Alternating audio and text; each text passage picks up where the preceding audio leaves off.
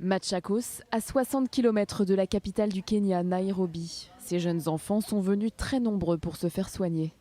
Dans cette école, les yeux et les oreilles de plus de 2000 enfants sont auscultés par les bénévoles de Sauveteurs sans frontières. La délégation, présente sur place pour une semaine, est composée de 17 personnes, dont des Israéliens, des membres du groupe Odika et des ophtalmologues.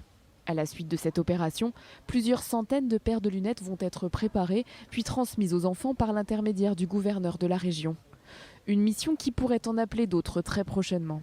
La gouverneure du comté de Machakos, Wawinyan Deti, et le député kényan Francis Mwangangi ont reçu des représentants du gouvernement israélien et de Sauveteurs sans frontières afin de mettre en place un partenariat visant à répondre aux besoins de santé des enfants vulnérables de la région. Les enfants pourront bénéficier de dépistage dans les domaines de l'optométrie et de l'audiologie, ainsi que de lunettes de correction et d'appareils auditifs. Outre les soins médicaux, la mission comprend également la formation des enseignants des écoles aux premiers secours, mais aussi un programme de prévention contre les catastrophes naturelles. Et même lorsque la mission est terminée, les bénévoles, comme Gadi Ben Meyer, poursuivent leur engagement. Sacs, stylos, savons, cannes pour personnes malvoyantes.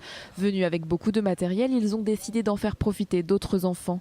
Ils se sont donc rendus à environ 80 km de Machakos, à l'orphelinat de Kiambu, où plus d'une centaine d'enfants, dont certains handicapés, résident dans des conditions difficiles. La construction du bâtiment est actuellement bloquée depuis 3 ans, faute de budget. Gadi et ses collègues sont donc mobilisés pour les aider.